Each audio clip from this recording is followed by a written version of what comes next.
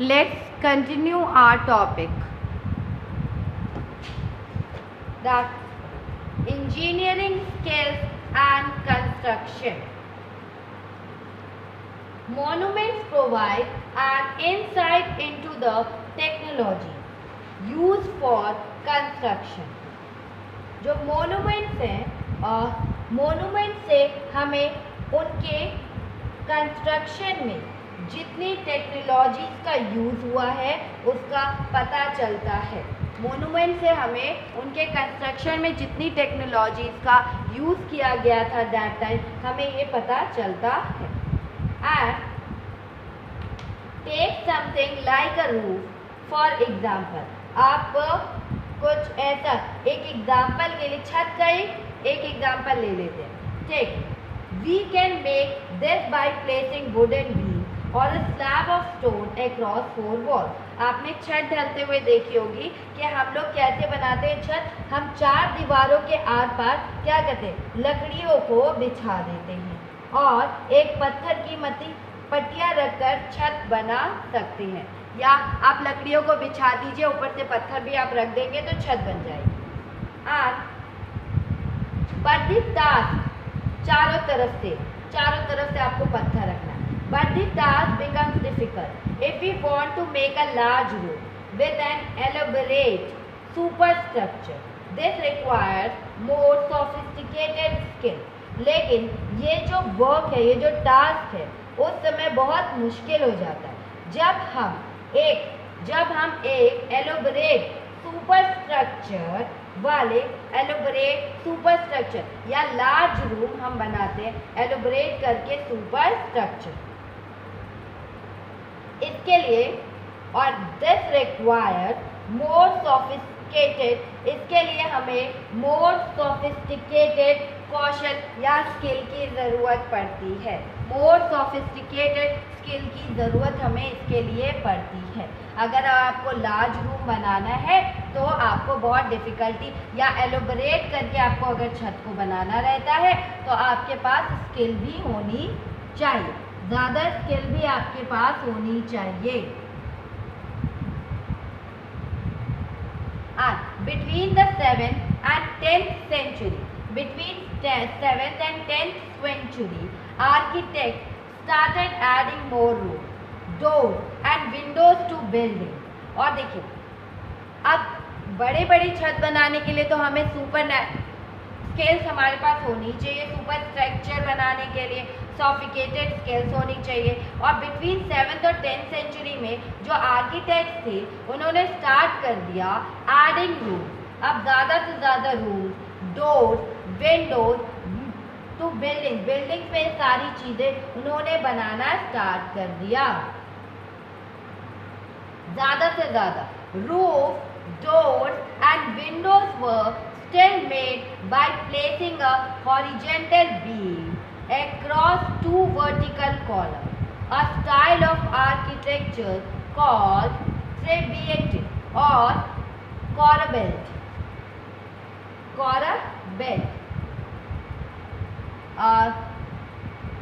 हम क्या किया कि छत, रूफ, डोर और विंडोज अभी भी were still made by placing a horizontal beam, और अभी भी स्टिल हम उसको एक हॉरिजेंटल बीम को प्लेस करके ही अभी horizontal beam across 2 vertical columns के अक्रॉस में जाता था। अभी भी हम उसको ऐसे ही बनाते थे, उसी स्टाइल से, पूरा स्टाइल। और इसी स्टाइल को आर्किटेक्चर क्या कहते थे, ट्रेबिएटे कहते थे और कॉर्बेल्ट कहते थे। आप फिगर 2 में देखोगे, फिगर 2 में screen in the Quwwat al Islam mosque का स्क्रीन है। Delhi late 12th century, Quwwat, Delhi की कुवैत अल इस्लाम मस्जिद का एक हिस्सा है जो 12th century, late 12th century का है, ये एक हिस्सा है। और जो फिगर 2 भी है वो कॉर्बेल्ट technique used in the construction of the screen। ये जो कॉर्बेल टेक्निक को हमने यूज़ किया है इस स्क्रीन को बनाने के लिए, मतलब हमने हॉरिजेंटल भी और 2 वर्टिकल कॉलम्स को खड़ा किया कि हम इसको बना पाए, हम इसको बना पाए।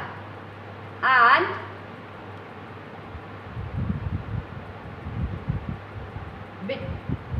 between the 8th and 13th century, the Trabettist style was used in the construction of temples, mosques, tombs, and in buildings attached to large stepped wells, जिसे हम बावली कहते हैं।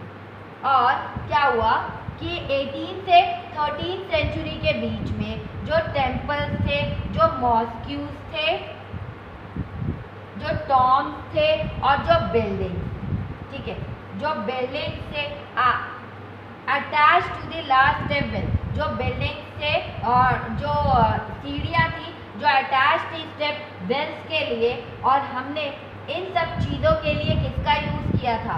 हमने द ट्रेबेटिस्ट स्टाइल का यूज़ किया था, ट्रेबेटिस्ट स्टाइल का यूज़ किया था। इस स्टाइल को यूज़ करके ही हमने अपने कंस्ट्रक्शन को बढ़ाना कर लिया था, बढ़ाते चले गए थे हम अपने कंस्ट्रक्शन को। And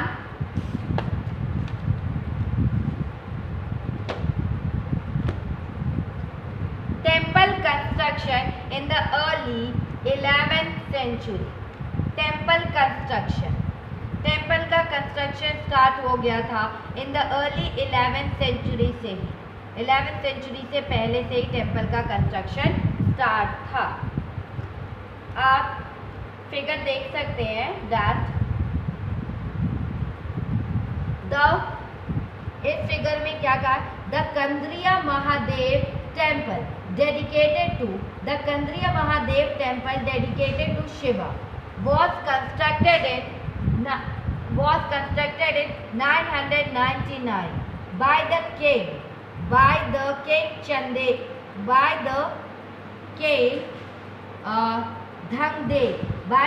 Dhandev of the Chandel dynasty, by the king Dhandev of the Chandel dynasty। ये देखो जो हमारा कंदरिया महादेव टेम्पल था वो डेडिकेटेड टू शिव था और वो कंस्ट्रक्ट हुआ था 999 में बाय द किंग, मतलब उनको कौन से राजा ने बनाया था? धनदेव ने, जो कि चंदेल डायनेस्टी के थे, चंदेल वंश के थे। और फिगर 3b, ये तो 3a का था, फिगर 3b में कहा गया है is the plan of the temple, ये प्लान था टेम्पल का।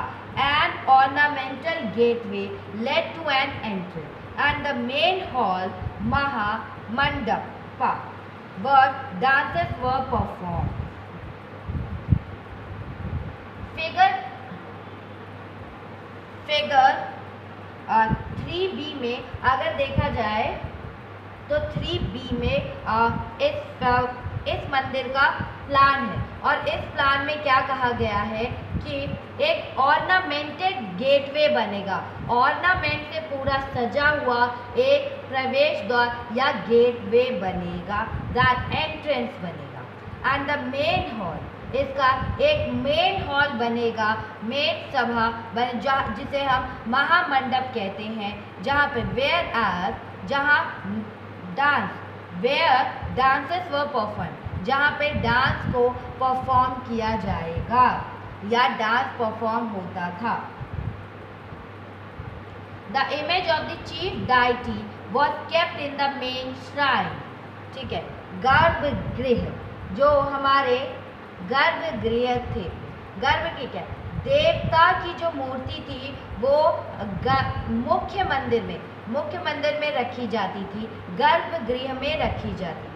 This was the place for ritual, और ये प्लेस था रिचुअल के लिए, रिचुअल वर्शिप के लिए, वेयर ओनली द किंग या his immediate family and priest gathered करते थे।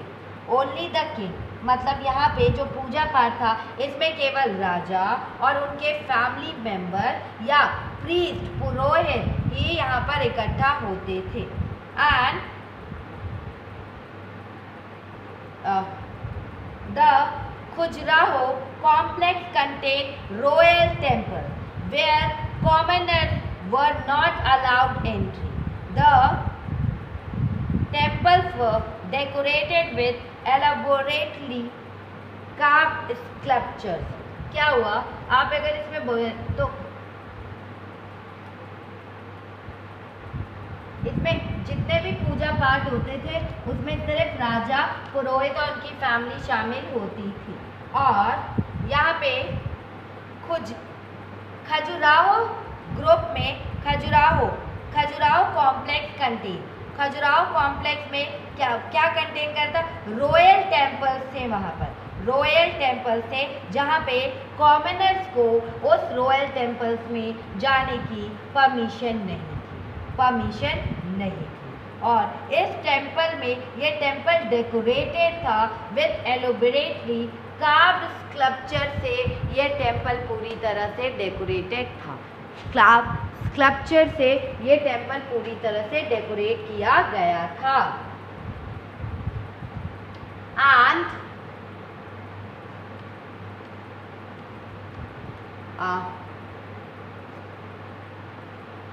एंड फिगर 4 क्या कह रहा है कि the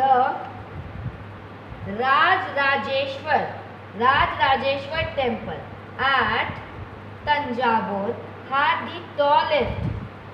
the tallest shikhara among the temple of its time।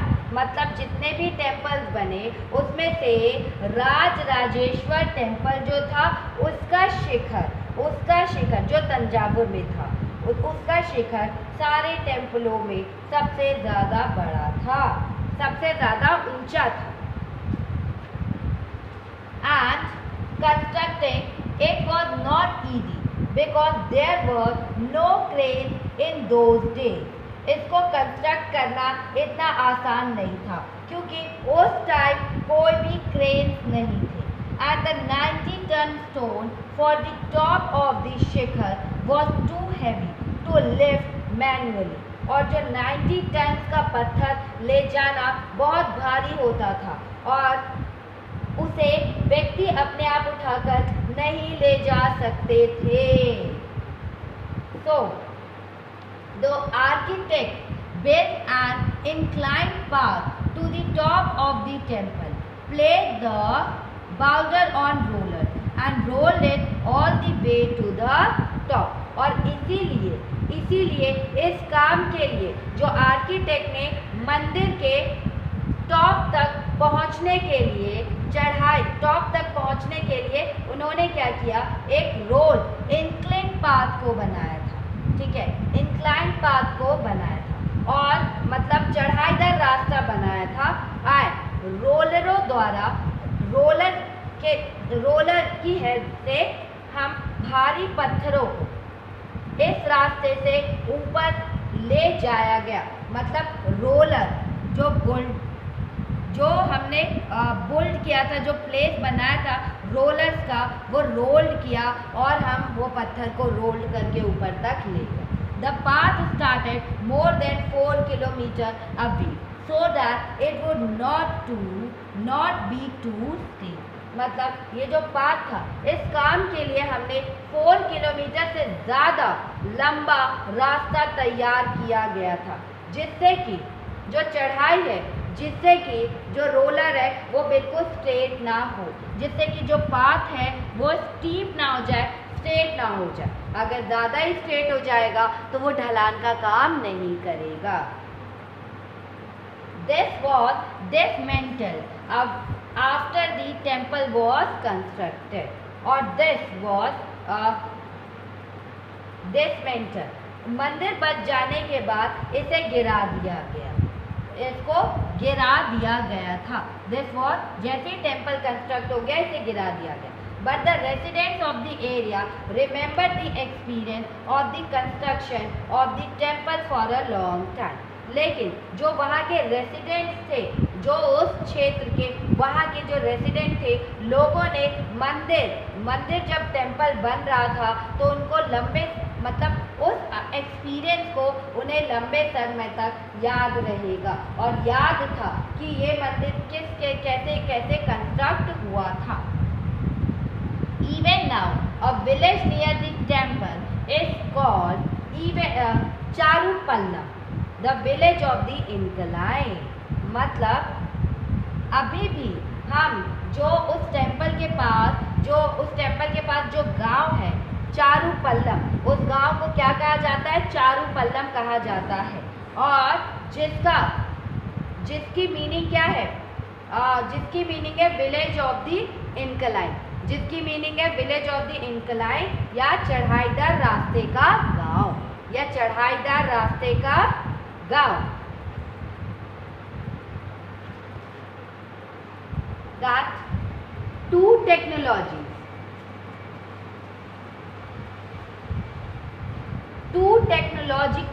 and stylistic developments are noticeable from the 12th century. देखिए 12th century में हमने टू टेक्नोलॉजिकल और स्टैटिस्टिक डेवलपमेंट को नोटिस किया था। एंड जो फर्स्ट था, the weight of the superstructure above the doors and windows was sometimes carried by archers. Means की जो दरवाज़ों और खिड़कियों के ऊपर जो स्ट्रक्चर बनाया गया था, जो सुपर स्ट्रक्चर बनाया गया था दरवाज़ों और विंडोज के ऊपर का भार, कभी कभी वो भार किस पे डाला जाता था? आर्क्स पे वो भार डाल दिया जाता था। ठीक है, वो भार आर्क्स पर डाल दिया जाता था। और दो आर्किटेक्चरल फॉर्म कॉल्ड आर्कुएट, इस आर्किटेक्चरल फॉर्म को हम क्या कहते थे? आर्कुएट कहते थे। इस आर्किटेक्चरल फॉर्म को हम क्या कहते थे? आर्कुएट कहते थे। और second, limestone cement was increasingly used in construction. और हम लगातार लाइमस्टोन सीमेंट का लगातार यूज बढ़ता चला गया था कंस्ट्रक्शन में, हम यूज करते जा रहे थे। This was very high quality cement, ये बहुत हाई क्वालिटी सीमेंट था। Which when mixed with stone chips harded into concrete. जब भी आप इस सीमेंट, ये हाई क्वालिटी का सीमेंट था, और व्हेन मिक्स्ड विद, जब ये स्टोन के साथ मिक्स्ड होता था, चिप और से चिप्स हार्डेड, वो जो कंक्रीट था वो बिल्कुल हार्ड हो जाता था। This make construction of large structure easy, और इसी के कारण जो लार्ज स्ट्रक्चर का जो कंस्ट्रक्शन है वो बहुत ईजियर बन गया और फास्टर बन गया। Take a look at the construction site in figure 6। Figure 6 में आप कंस्ट्रक्शन साइट को देख सकते हैं। ये हायर क्वालिटी की सीमेंट होती थी, जिसमें पत्थर के टुकड़ों के मिलाने से, ये पत्थर के टुकड़े आप मिला दो तो ये कंक्रीट बनती थी। और इसी वजह से आप स्ट्रक्चर, मतलब इसी वजह से आप लार्ज स्ट्रक्चर बहुत आसानी और बहुत तेज़ी से बना सकते थे। First see figure 5A, a true arch, ये ट्रू आर्क है। और that is the key stone at the center of the arch transform the weight of the superstructure to the base of the arch. मतलब इसमें ये जो की stone है, की स्टोन, ये जो सेंटर में की स्टोन है, ये जो आर्क और ट्रांसफर, ये आर्क ट्रांसफर कहाँ हो जा रही है?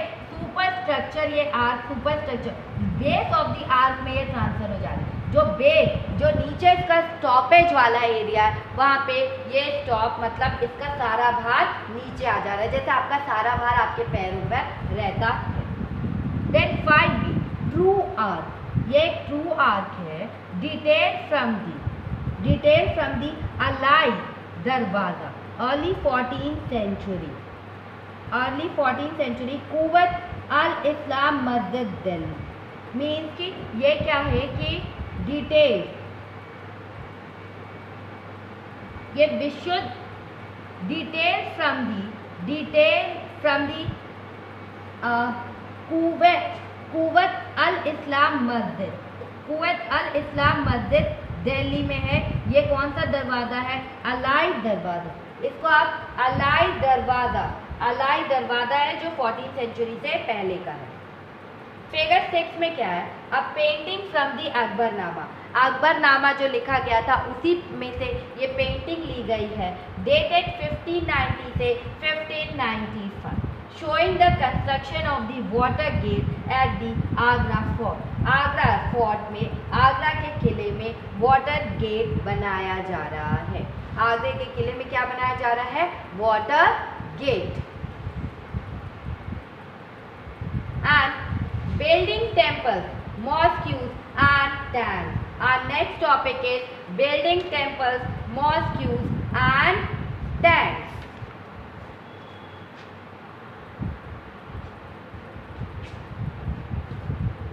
Temples, building temples, mosques and tanks.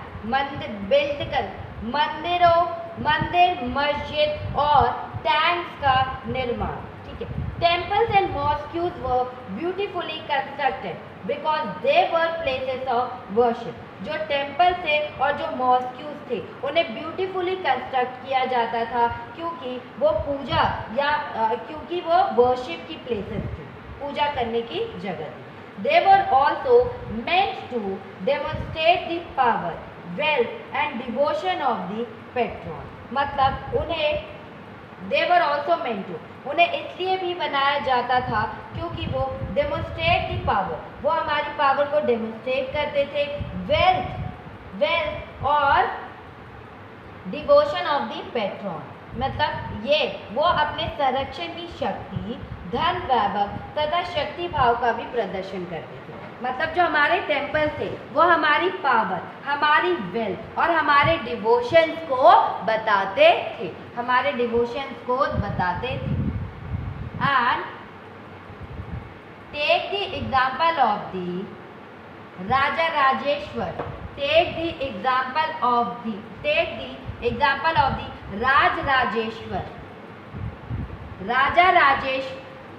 Raja Rajeshwar temple का एग्जाम्पल ले लेते हैं, या राजेश्वर टेम्पल का।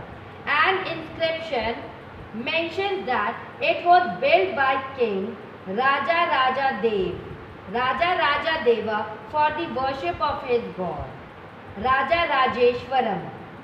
दैट इज, ये इंस्क्रिप्शन में मेंशन किया गया था कि इनको कौन से राजा ने बनाया था? राजा देवा ने इनको बनाया था पूजा करने के लिए, अपने भगवान की पूजा करने के लिए। और कौन सी टेम्पल थी ये? राजा राजेश्वर। बराबर, राजा देव ने किया था और वो अपने देवता की पूजा करते थे। और उनके देवता कौन थे? राजा राजेश्वरम उनके देवता थे। इसके लिए उन्होंने मंदिर बनवाया था। Notice how the names of the ruler and the god are very similar. आप नोटिस करेंगे कि रूलर और गॉड के नेम बहुत ज़्यादा सिमिलर्स होते थे। रूलर और गॉड के नेम काफ़ी ज़्यादा सिमिलर्स होते थे। And that the king took the god's name because it was the auspicious and he wanted to appear like a god। ध्यान दें, मतलब कि जो राजा ने इस तरह का नाम इसलिए रखा क्योंकि ये नाम उनके लिए ऑस्पिशियस होता था, मंगलकारी था, और राजा खुद को ईश्वर के रूप में दिखाना चाहता था। राजा खुद को ईश्वर मतलब appear like a god मतलब खुद को ईश्वर की तरह दिखाना चाहते। Through the rituals of worship in the temple, one god Raja Deva और honored another Raja Rajeshwaram. Through the ritual, जब भी रिचुअल्स होते थे मंदिर में, तो वन गॉड दूसरे गॉड को, अनदर गॉड को सम्मान ऑनर करता था। जो वन गॉड है, वन गॉड कौन से थे? राजा राजा देवा ये किंग थे। ये अपने आप को भगवान शो करते थे, ये ऑनर देते थे, ये सम्मान देते थे जो एक्चुअल देवता थे राजा राजेश्वरम को। The largest temples were all constructed by king. जितने भी लार्जेस्ट टेम्पल हुए वो सब किंग्स ने ही कंस्ट्रक्ट किया। The other lesser deities in the temple were gods and goddesses of the allies and subordinates of the ruler. The other lesser deities मतलब मंदिर के जो लेसर डाइटीज थे या लेसर जो देवता थे इन द टेम्पल, वो भी इन द टेम्पल जो लेसर थे,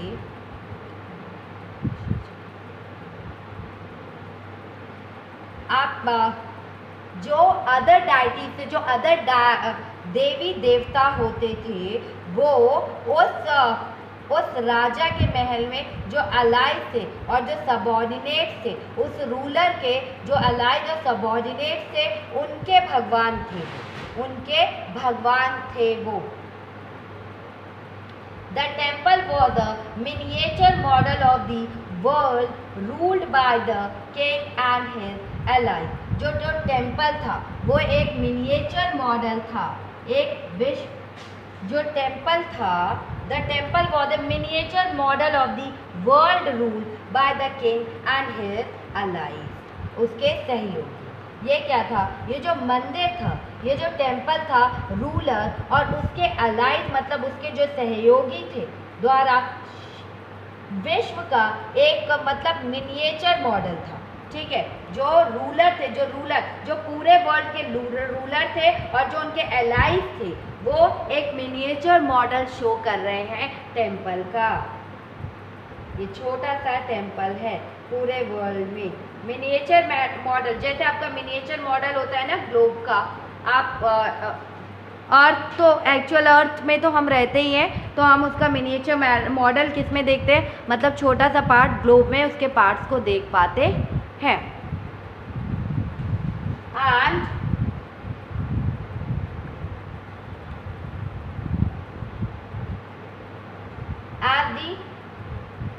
as they worshipped their deities together in the royal temple, it seemed as if they brought the just rule of the gods on earth. जिस तरह से वे रॉयल टेम्पल्स में इकट्ठे होकर अपने वर्शिप की अपने डाइटीज को वर्शिप करते थे, डाइटीज की वर्शिप करते थे, उनकी उपासना करते थे, ऐसा लगता था, इट सीम्ड एज ऐसा होता था कि मानो उन्होंने मतलब they brought the just rule of gods on the earth. ऐसा मानो उन्हें ऐसा देखने में लगता था कि देवताओं के जस्ट रूल ऑफ गॉड मतलब न्यायप्रिय शासन को वो पृथ्वी पर उन्होंने ला दिया है। मतलब जितने भी भगवान हैं वो जस्टिस में रहते हैं, वहाँ पे कोई किसी के साथ कुछ बुरा नहीं किया जाता है, वहाँ पे किसी के साथ कुछ बुरा नहीं होता। तो ऐसा जब वो लोग पूजा करते थे, जितने राजा थे, जो रूलर्स पूजा करते थे रॉयल टेम्पल्स में, तो लगता था कि भगवान धरती पर आ गए हैं, वो यहीं पे रहते हैं। मुस्लिम सुल्तान and Badshah, Muslim Sultan and Badshah did not claim to be incarnations of God, but Persian court chronicles described the Sultan as the shadow of God। जो मुस्लिम सुल्तान थे या बादशाह थे, स्वयं को मतलब खुद को सेल्फ को भगवान के अवतार होने का दावा तो नहीं करते थे। वो हिंदुओं की तरह ऐसा नहीं, वो अपने आप को भगवान नहीं मानते थे या उनके अवतार नहीं है, वो नहीं मानते थे, ठीक है, अवतार।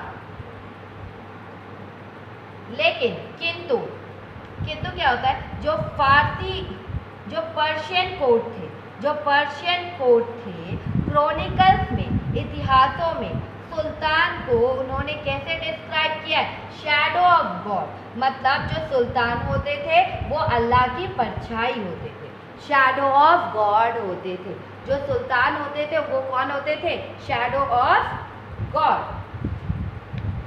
An inscription in